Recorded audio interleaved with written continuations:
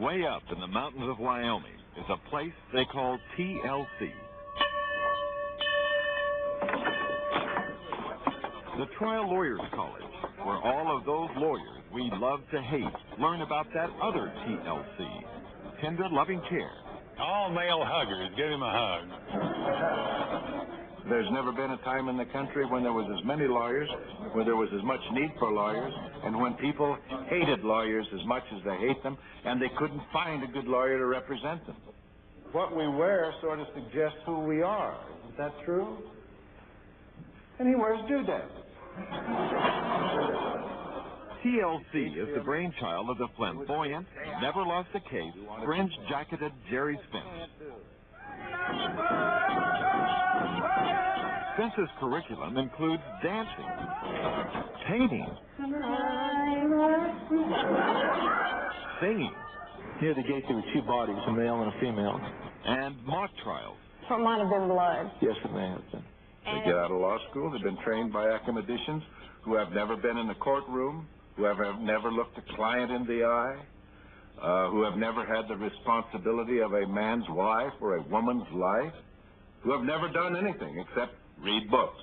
And it is silly, and it is ridiculous, and they ought to be sued. He calls his 50 protégés the young warriors, though some are old and some are new. They specialize in criminal defense, personal injury, product liability. Prosecutors and corporate lawyers need not apply. What would a real lawyer do now? They learn at the feet of the titans, legendary trial lawyers and judges. The tuition is $2,900. The sessions run for 30 days. And they are as much about losing the pinstripe and wingtips approach to the practice of law as they are about jurisprudence. I think what they're trying to do is to teach us how to be people first and lawyers second. Let it go. Spence's goal is to take his warriors apart and put them together again, his way. Let it go. Ow, hurts, doesn't it? I'm afraid I'm going to turn out just like you, worthless, no good. Something called psychodrama had lawyers who had been trained to be buttoned up and unemotional, wondering what they were doing communicating with their dead parents. You know, it was years after you died before I figured out how bad you really were. The theory? To feel for your client, you've got to be aware of your own feelings. And if you have any feelings of hostility or anger or whatever, if you have that lurking underneath your surface, then unless that comes out and you know how to deal with it, then you're really not doing your client any favors. You want me to come back from the grave? No, I want you to die dead. I want you to stay dead, and I don't want to see you dead. It was a very important... After the students searched their souls, the faculty warriors met. There is nothing that man will ever experience for the rest of his life that was more fearful than what he did today. And he's learned how to deal with fear. And they started to get the idea of what Spence was up to. If that could be translated into revealing yourself and your personal passions and fears in front of a jury, then if that translates into acceptance, then you win. I've got a song. With a song in my heart, now singing all the time. Singing? Bum-da-dee-da. Yeah, say it loud.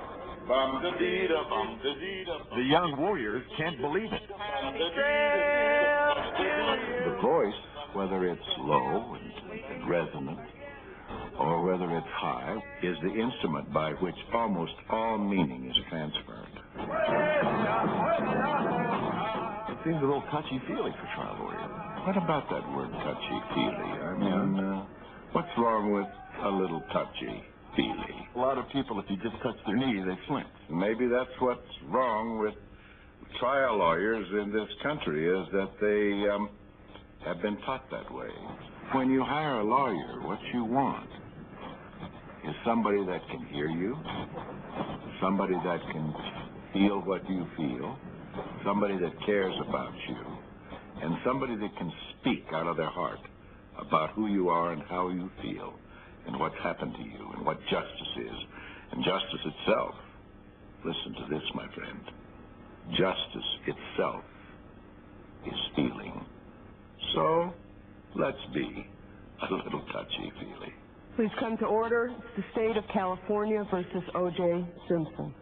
Then, after 4 weeks of getting into themselves, into growing and stretching and feeling, it was time for the mock trial. Our task is to explain to the world how this defendant, out of his lust for power and control, brutally murdered 2 people. Now, the burden that the state has in this case is to prove to you beyond a reasonable doubt of the guilt of Mr. Simpson.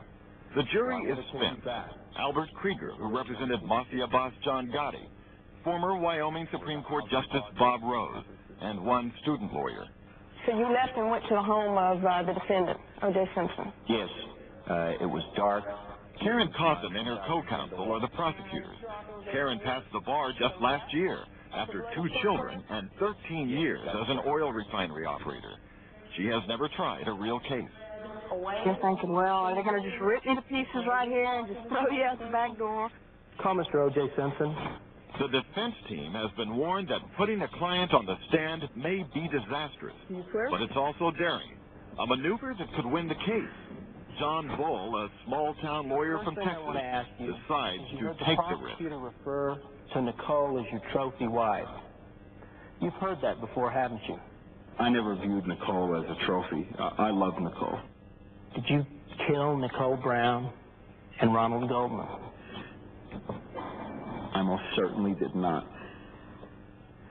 A long time ago, there was a book written by a man named Robert Louis Stevenson. I don't know if you all are familiar, but it was called Dr. Jekyll and Mr. Hyde. When she delivers her summation, all of the singing and painting and play acting pay off for Karen Cawthon. She doesn't speak like a lawyer. She speaks like herself. Everybody loves the defendant.